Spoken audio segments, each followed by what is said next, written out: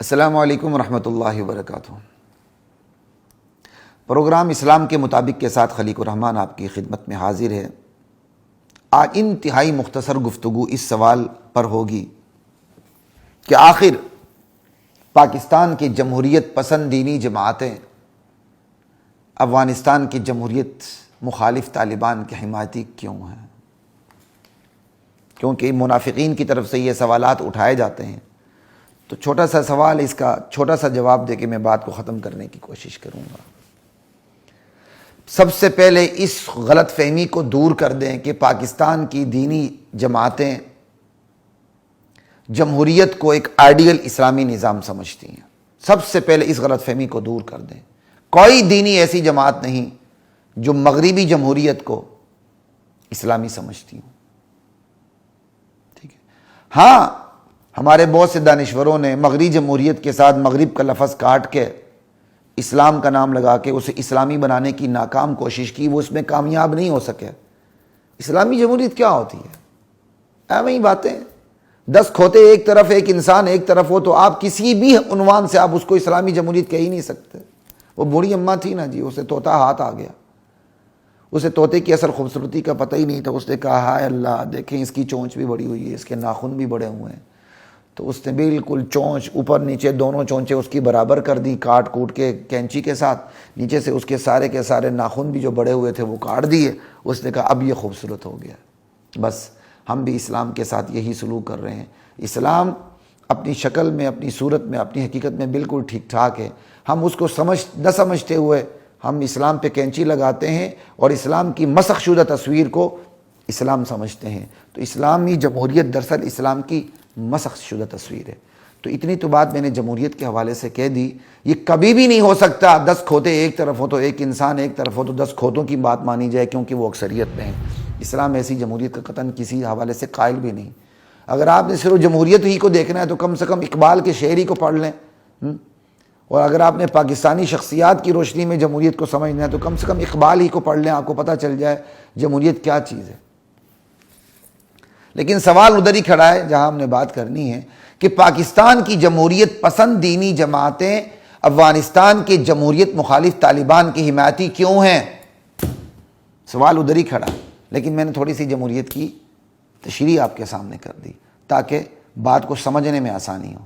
سمجھ لیجیے، وہی بات، پاکستان کی کوئی دینی جماعت جمہوریت کو آئیڈیل سسٹم نہیں سمجھتی، تو پھر جمہوریت کے اندر کیوں ہے؟ رہنا چاہیے، ہونا چاہیے، کام کرنا چاہیے، مزاحمت کرنی چاہیے۔ دراصل ہماری شریعت کا اصول ہے احون البلیتین، 2 مصیبتیں آ جائیں اور چاروں ناچار تمہیں ایک مصیبت اختیار کرنی ہی پڑے تو جو ہلکی مصیبت ہے اسے اختیار کر لو۔ آج پاکستان کے علماء جمہوری نظام میں اپنا کردار ادا کر رہے ہیں تو شریعت کے اس اصول کی روشنی میں کر رہے ہیں۔ ایک ہے جمہوریت کے جمہوری نظام کے اندر آ کر اپنا کردار ادا کرنا، مزاحمتی، بڑھتے ہوئے گند کے سیلاب کے سامنے بند باندھنا، اور ایک ہے بالکل لا تعلق ہو کے پورے معاشرے کی لگام بے دینوں کے ہاتھ میں دینا، اس نظام سے ہی باہر نکل جانا۔ ایمانداری سے بتائیں، اب یہ 2 حالتیں ہیں، ان میں سے ہم نے ایک کو اپنانا ہی اپنانا ہے۔ ایک ہے کہ جمہوری نظام میں گھستے ہوئے اسلام کا نعرہ بلند کریں، بھلے اسلام نہ آ سکے لیکن اسلام کے خلاف سازشوں کا مقابلہ کریں، لا تعلق نہ رہیں، جمہوریت کے اندر رہتے ہوئے مزاحمتی کردار ادا کریں اور اپنی آواز بلند کرتے رہیں، بڑھتے ہوئے گندے سیلاب کے سامنے بند باندھنے کی کوشش کرتے رہیں، بے حیائی کو روکنے کی کوشش کرتے رہیں، اسلامائزیشن کے خلاف جو قانون سازی اس کو روکنے کی کوشش کرتے رہیں۔ ایک یہ طریقہ ایک تدبیر ہے، اور دوسرا طریقہ یہ ہے اس کو بالکل حرام سمجھتے ہوئے بالکل جمہوری نظام سے باہر نکل کر تماشائی بن کے بیٹھیں تاکہ بے دین طبقہ اسلامائزیشن کے خلاف، اسلام کے خلاف اور دینی معاشرے کے خلاف، دینداروں کے خلاف جتنی قانون سازی کر کے ہمیں زنجیروں میں، بیڑیوں میں جتنا جکڑ سکتا ہے جکڑ لے۔ تو لامالا ہر ذی شعور یہ کہے گا کہ پہلے والا کردار بہتر ہے کہ جمہوری نظام کو ناپسند کرنے کے باوجود جمہوری نظام کے اندر گھستے ہوئے اپنا رول پلے کرتے ہوئے اپنا کردار ادا کرتے ہوئے نبھاتے ہوئے گن کے سامنے سے سیلاب کے سامنے بن باندھنے کی کوشش کریں، اپنی آواز بلند کریں، اور جو اسلام کے خلاف قانون سازی ہوتی ہے میدان میں آ کر اسی نظام کے تھرو اس کو روکنے کی کوشش کریں۔ یہ بہتر ہے نہ کہ ہاتھ پہ ہاتھ رکھ کر باہر بیٹھ جائے۔ اس کی میں آپ کو آسان سی مثال اپنے ساتھیوں کو کبھی کبھار دیتا ہوں۔ ابھی آپ سے بات کرتے ہوئے ایک بات میرے ذہن میں آ گئی مثال، اس کی آسان ترین مثال پاکستان اور بنگلہ دیش کی، یہ دونوں اس مسلم ملک میں، وہ بھی ہمارے بھائی ہیں، کوئی بات نہیں، ہم سے الگ ہو گئے، اس میں ہماری غلطیاں بھی تھیں، ان کی غلطیاں بھی تھیں، کوئی بات نہیں، یہ ایک الگ بحث ہے۔ بنگلہ دیشی بھائی ہمارے بھائی ہیں، انشاءاللہ ہم دوبارہ کل ایک ہوں گے۔ انڈیا کے مسلمان، بنگلہ دیش کے مسلمان، پاکستان کے مسلمان، ایون برما کے مسلمان، ایون افغانستان کے مسلمان، ایون عرب عجم کے مسلمان، کل ہم سب نے ایک ہونا ہے انشاءاللہ۔ خلافت آ کے رہے گی، یہ سارے حد بندیاں ختم ہو جائیں گی، ہم یہ پوری دھرتی پاکستان بنے گی انشاءاللہ۔ برصغیر کا خطہ پاکستان بنے گا، عرب و عجم کا خطہ پاکستان بنے گا انشاءاللہ، وہ وقت ضرور آئے گا، اللہ تعالیٰ نے چاہا۔ تو آپ کے سامنے جو میں بات کر رہا تھا ذہن سے نکل گئی، پاکستان، جی ہاں، پاکستان اور بنگلہ دیش کی۔ پاکستان بنتے ہی اس ملک میں اسلام نہیں آیا، 1935 قانون آیا، جس مسلم لیگ نے پاکستان کا مطلب کیا لا الہ الا اللہ کا نعرہ لگایا تھا، وہی مسلم لیگ انکاری ہو گئی عملی طور پر اسلامی نظام لانے سے، ٹھیک ہے۔ لیکن مولانا شبیر احمد عثمانی رحمۃ اللہ علیہ کی قیادت میں مسلمان علماء جو ہیں، قیادت میں علماء جو ہیں، وہ پیچھے نہیں ہٹے، جمہوری نظام میں گھس کر اپنا کردار ادا کرنے کے لیے ہم ٹھونک کر میدان میں آ گئے۔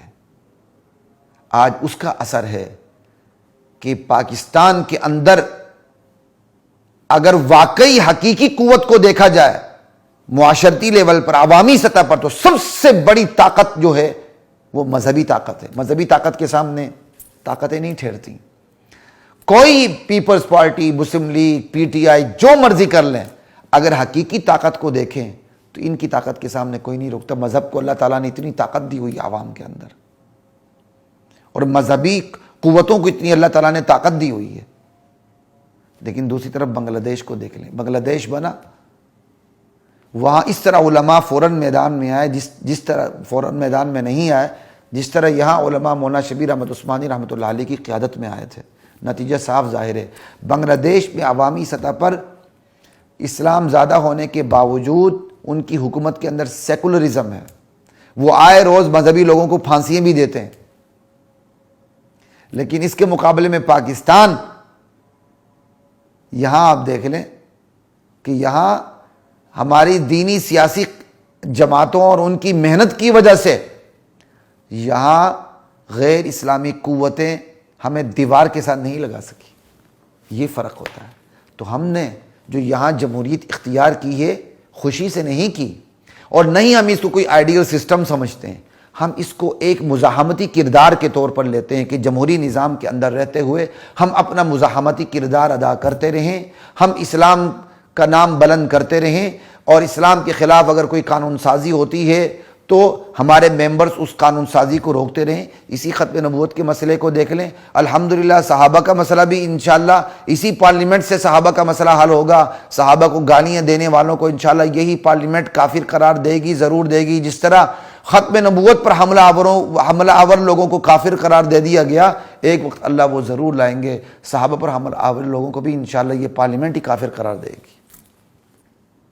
تو اس سوال کا جواب آپ کو مل گیا کہ پاکستان کی مذہبی دینی جماعتیں، جمہوریت پسند دینی جماعتیں افغانستان کی جمہوریت مخالف دینی جماعتوں کے حمایتی کیوں ہیں؟ نہیں، تو ہم جمہوریت پسند نہیں، جمہوریت ہم پر تھوپ دی گئی ہے، ہم نے دو مصیبتوں میں سے حل کی مصیبت اپنا لی ہے، اس لیے ہم اپنا رول پلے کرتے ہیں۔ لیکن اصل نظام وہی ہے جو صحابہ کے دور کا ہے، اور جس کو ہمارے بھائی پیروی کر رہے ہیں، جس کی پیروی کر رہے ہیں، اتباع کرتے جا رہے ہیں۔ الحمدللہ اللہ وہ دن ہمیں بھی نصیب کرے گا، ہمارے اداروں کے اندر یہ چیز آئے گی، اور ہمارے جتنے بھی ادارے ہیں، سویلین ادارے ہیں، دوسرے ادارے ہیں، ان کے اندر انشاءاللہ اسلامائزیشن ہوتی چلی جائے گی، اور گن صاف ہوتا چلا جائے گا، اور گریجولی انشاءاللہ اسلام کے اثرات بڑھتے چلے جائیں گے۔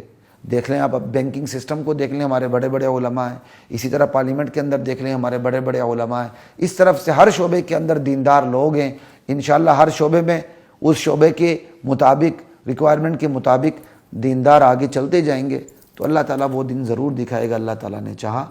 تو آپ کو اس سوال کا میں نے جواب دے دیا، جمہوریت پسند علماء جمہوریت مخالف طالبان کی حمایتی کیوں ہیں؟